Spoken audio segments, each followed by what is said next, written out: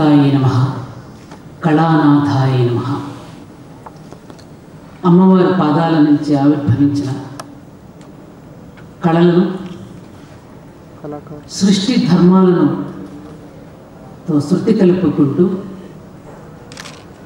నటరాజుని తన హృదయ మందిరంలో ఆలయంలో నింపుకుని కేంద్రంగా చేసుకుని తన జీవితాన్ని లయబద్ధంగా మలుచుకున్న శృతిలయ కేంద్ర నటరాజాలయ వ్యవస్థాపకులు ఈనాడు ఇంత అద్భుతమైనటువంటి కార్యక్రమాన్ని చిన్నారి చేత ప్రదర్శింపచేసిన గురువు శ్రీమతి రాజేశ్వరి సాయినాథ్ గారిని అభినందిస్తూ ఈనాటి కార్యక్రమానికి ముఖ్య అతిథిగా విచ్చేసిన వెంకటేశ్వరరావు గారికి, మహాలింగం గారికి, చిన్నారి చిరంజీవి అతిథికి శుభాశీస్సులు తెలియజేసుకుంటూ కళాహృదయులకు, ఆర్ష ధర్మోపాసకులందరికీ నా అభివాదాలు తెలియజేసుకుంటూ చాలా ఆనందంగా ఉంది.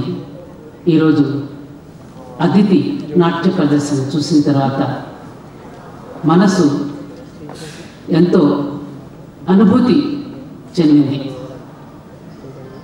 అతిథి అంటే ఎవరు? దేవతల తల్లి. నాకు ఇక్కడికి రాగానే రాజేశ్వరి గారి యొక్క వారి పరిచయం చూడగానే అమ్మాయి చేస్తున్నటువంటి నాట్యాన్ని ప్రదర్శించిన తీరు, వైనము చూస్తే నాకు ఒక్కటే అనిపించింది, దేవతలు తమ తమ కార్యక్రమాలను నిర్వహించడానికి మానవులుగా దిగి వచ్చి ఈ లోకంలో తమ కార్యక్రమాలను పూర్తి చేసుకుంటారనే విషయం మనందరికీ తెలుసు. ఏ దేవి యొక్క పాదాల నుంచి ఈ కళలు ఆవిర్భవించాయి, ఆ దేవి రాజేశ్వరిగా దిగి వచ్చి ఆ దేవతల తల్లి అయినటువంటి అదితి తన శిష్యురాలుగా చేసుకుని అలాగే ఎంతోమంది పిల్లలకి శిక్షణనిచ్చి ఈ కార్యక్రమాన్ని నెరవేరుస్తాందా అని నాకు అనిపించింది ఈ కార్యక్రమాన్ని చూసినప్పుడు. అంతేకాదు, శిష్యుడిని స్పృశించినప్పుడు గురువు ఎటువంటి వాడో మనకు అర్థమైపోతుంది. ఆ విధంగా తన నాట్యభంగిమలు మనం చూస్తూ ఉన్నప్పుడు ఆ గురువు ఎంత గొప్పదో మనకి అమ్మాయి నాట్య ప్రదర్శన ద్వారా అర్థమైంది. మరింతగా మనం పొగడనక్కర్లేదు కూడా. అటువంటి గురువును సంపాదించుకున్నటువంటి చిరంజీవి అదితి ధన్యురాలయ్యింది. అలాగే ఈ భారతీయ కళలను దశ దిశలా వెదజల్లుతూ 500 మంది శిష్యులకి ఈ కళను శిక్షణనిచ్చినటువంటి రాజేశ్వరి సాయినాథ్ గారు కూడా ఎంతో భాగ్యశాలిగా ధన్యురాలై ఈ ఆస్తిక భూమికి నిజమైన వారసురాలని ప్రకటించుకున్నట్లు కూడా అయ్యింది. అందుకు నేను మరీ వారిని నేను అభినందిస్తున్నాను. సుఖదుఖాలతో కూడుకున్న లోక స్వభావాన్ని తన ఆంగిక అభినయనాల ద్వారా ప్రదర్శించేదే నాట్యం. కళలు ఔషధ గుళికలు, కళలు ఆనందానికి హెచ్చవేతలు,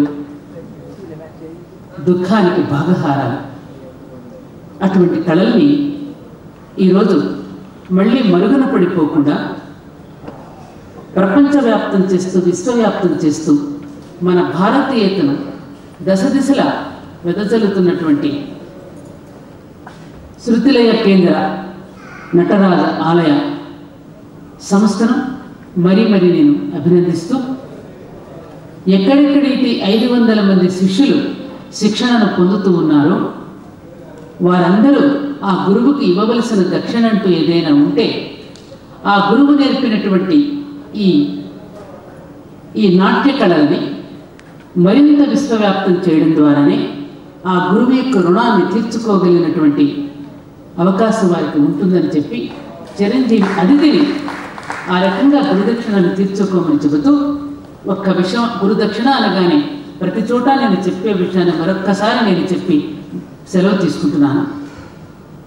పూర్వం ఇప్పుడంటే మనం విదేశాలకు వెళుతున్నాం విద్యాభ్యాసానికి, కానీ ఆ కాలంలో మన దేశానికి వచ్చేవారు విద్యాభ్యాసం కోసం నాగార్జున, తక్షశిల, నలంద విద్యాలయాలలో చదువుకోవడానికి. అలా చదువుకోవడానికి వచ్చినటువంటి వారిలో ఒక చైనా నుంచి ఒక బౌద్ధ భిక్షువు వచ్చి నలంగాలో 8 సంవత్సరాలు, తక్షశిలలో 6 సంవత్సరాలు విద్యాభ్యాసం చేసిన తర్వాత గురువుగారి దగ్గరికి వెళ్ళి, గురువుగారు, ఇంత అద్భుతమైనటువంటి శిక్షణను పొందిన నేను మీకు ఏమిచ్చి నేను రుణం తీర్చుకోగలను? అదితి విను బాగా, ఏమిచ్చి మీ రుణం తీర్చుకోగలను? అయితే నేను ఒకటి అనుకుంటున్నాను, ఏ విద్యనైతే నేను మీ దగ్గర నేర్చుకున్నాను అది నా దేశంలో, స్వదేశంలో నేను ప్రచారం చేయడం ద్వారా మీ రుణం తీర్చుకుంటాను గురువు గారు అని చెప్పాట. అలాగే నాయన, తప్పకుండా అలాగే చేయని ఆశీర్వదించారట గురువు గారు.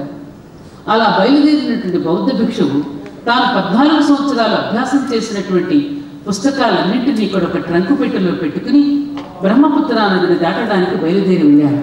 అక్కడ ఓడ ఎక్కాడు. ఆ ట్రంకు పెట్టెను సర్దుకున్నాడు. అందులో 4 భారతీయులు తనతో పాటు ప్రయాణం చేస్తున్నారు.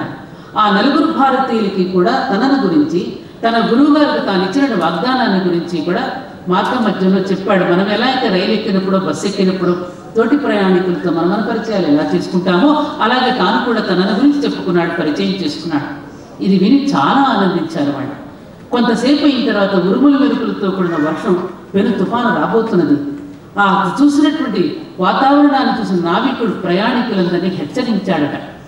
మీ దగ్గర బరువైన సామాను ఏదైనా ఉంటే దయచేసి నదిలోకి విసిరేయండి, పాసుపోర్టులు లాంటివి ఉంటే మాత్రం భద్రపరచుకోండి, ఎందుకంటే తుఫాను వచ్చే ప్రమాదం కనిపిస్తుంది, పడవ మునిగిపోతుందేమో, ఓడ మునిగిపోతుందేమో అని చెప్పి హెచ్చరిక చేశాట. అందరూ వారి వారి బరువైన సామాను పారవేసుకున్నారు. ఈ బౌద్ధ భిక్షువు మాత్రం ట్రంకు పెట్టెను గట్టిగా కౌగలించుకుని కూర్చున్నాడు. పుస్తకాలు బరువు ఉంటాయి. అయ్యో, 14 సంవత్సరాలు విద్యాభ్యాసం చేసిన నా విద్య అంతా ఇక్కడ ఉంది, ఆ దేశానికి వెళ్ళి ప్రచారం చేస్తానని నా గురువుగారిని చెప్పి ఉంచానే, ఎలా పారేయగలనని గట్టిగా కౌగలించుకుని కూర్చున్నాడు. ఇది చూసిన మన 4 భారతీయులు మనదైనటువంటి భారతీయతను కదా, మన ఉపనిషత్తుల సారాన్ని, వేద సారాన్ని అక్కడ ప్రచారం చేస్తానంటున్నాడు కదా, అయితే మనం ఒక పని చేద్దాం. ఆ పెట్టెలో ఉన్న పుస్తకాలకు బరువును తగ్గించడానికి, దానిని కాంపెన్సేట్ చేయడానికి మన 4 కూడా నదిలోకి దూకేస్తే మన భారతీయత నిలబడుతుంది కదా అని 4 నదిలోకి దూకేశారు. ఇది గమనించినటువంటి బౌద్ధ భిక్షువు, అహింసో పరమోదను చాటి చెప్పే బౌద్ధ భిక్షువునా నేను, నా కళ్ళ ముందు ఇంత ఘోరం జరుగుతూ ఉంటే చూస్తూ ఊరుకోవడం ఏమిటా అని తాను కూడా దూకయ్యపోయాడట. ఇది చూసినటువంటి నావికుడు వచ్చి, ఏం చేస్తున్నావు నువ్వు, ఆగు, నీ లక్ష్యాన్ని నెరవేర్పింపజేయడానికి వాళ్ళు ఆత్మహత్యకి పాల్పడ్డారు కాబట్టి నువ్వు నీ లక్ష్యం జీవించి ఉండాలంటే నీవు జీవించి ఉండాలి, కాబట్టి నీ స్వదేశానికి చేర్చవలసిన బాధ్యత నేను తీసుకుంటాను, అప్పుడు వాళ్ళ ఆత్మశాంతి ఇస్తుందని చెప్పి ఆ బౌద్ధ భిక్షువుని స్వదేశానికి చేర్చారట. ఇది నిజంగా జరిగినటువంటి కథ. బౌద్ధ భిక్షువు తన డైరీలో రాసుకుని ఏ భారతీయుడు తన స్వదేశానికి వచ్చినా కాళ్ళు కడిగి మరి పాదపూజ చేసేవాడట.